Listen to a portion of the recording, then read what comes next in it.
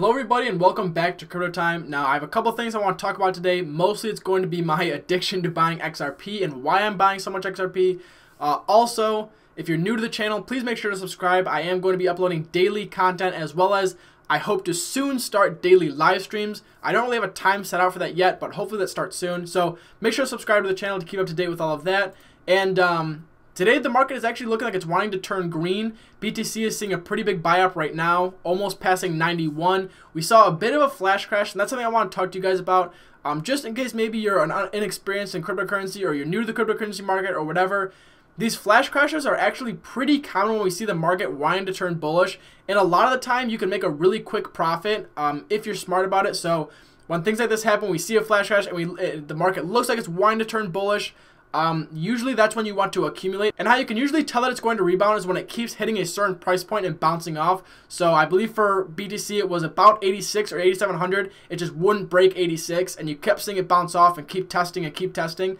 I believe right here it was, as you can see, 87. So when you can see the price bounce off that many times from a certain resistance, you can kind of tell that it's either going to go back to the price that it was before the flash crash or far beyond. And that's usually what I've seen happen time and time again. Is there will be a flash crash like this, prices will go down by maybe 10-15%, and then within the next couple of days we see really bullish movement, usually at least to the price point before the crash or far beyond. So I definitely accumulated some XRP during this time. I believe XRP was 77 cents or 76 cents, I believe it kept bouncing off. Yeah, about 76 or 77. And like I said, just an indicator that the market is going to keep going, and we should see it carry on. Now, there's been times where it crashes further, there's been times where it keeps going, and there's times where it's rebounded and go far beyond. So that's what I'm doing. I've accumulated. I'm not going to give numbers anymore about how much I'm accumulating in terms of XRP, because I feel like I'm kind of painting a target on my chest every time I do a video like that, buying X amount of XRP.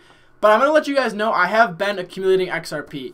And the reason I'm doing that is because there's too much potential with Ripple, and I just can't bring myself to put the majority of my portfolio into any other cryptocurrency. Now, that's not to say that I don't hold any other cryptocurrencies, because EOS has done very, very well for me over the past month, and I'm very happy about it. Cardano has done well for me over the past month. My other holds are fine right now, but I can't seem to bring myself to buy anything over XRP right now. And the reason that is because there's just too much freaking potential there, and the use case is just too practical for me to say no to. And what I mean by that is the use of XRapid. So, and some people might find this comparison a little outlandish, but whenever things make an institution or an economy or a way of doing things cheaper, more efficient, faster, and easier, it just takes over, right? And I'm going to compare it to the use of apps. So if we go back 10 years ago and you go to any local business around you within like a 10-mile radius, right? How many of them have apps available?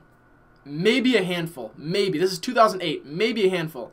Fast forward 10 years later, I probably can't find a store in a 10-mile radius that isn't using an app. Why? Because they can offer promotions, deals, early signups, registrations, marketing, online offers, retail shipping, whatever it may be.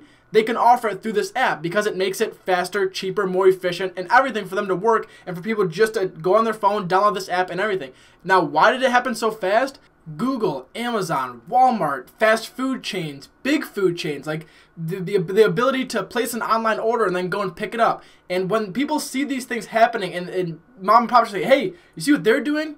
You see how much money they're making through using this new technology? Why don't we start it? Why don't we start using it? And then the snowball starts, and it piles and it piles and it piles. And now every store has an app, right? Like every business that I can go to probably has an app. Or download our app for this promotion. Download our app for that promotion. So they can keep offering you things and keep you hooked and keep you coming back. So when technological updates like this happen and they're largely mass adopted and everybody starts using them and they're beneficial for everybody, that's when things can get really crazy.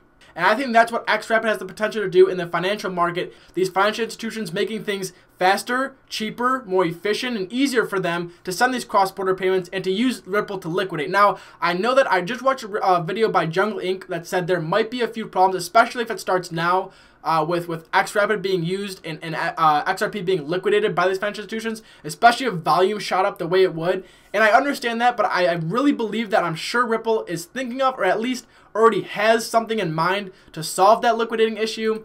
And like I said, I just think there's way too much potential with XRapid. And I believe if people start catching on, which I think Santander just went live with XRapid, and then was it Mercury FX confirmed successful XRP testing and working to move it into production. So the ball is kind of starting to roll, and if other financial institutions see these people making money, and if other financial institutions see these guys, doing things much cheaper, much faster, and it really working, I'm sure the snowball will start and everyone will start picking up. That's just how these things work, right? Same thing with websites. If you go back and look, 20 years ago, how many companies had websites everywhere, right? Now everybody has a website. You can't be a business without having a website. So these technological updates, that's how these things happen. These things just take over and they go quick. They go really quick. So that's why I'm accumulating as much as I can right now and hoping to in the future see a big ROI on my investment. So that's just me. This video is not financial advice. I'm not telling you guys what to do. Do whatever you want with your money. Whatever you want to do within cryptocurrency, that's your choice completely.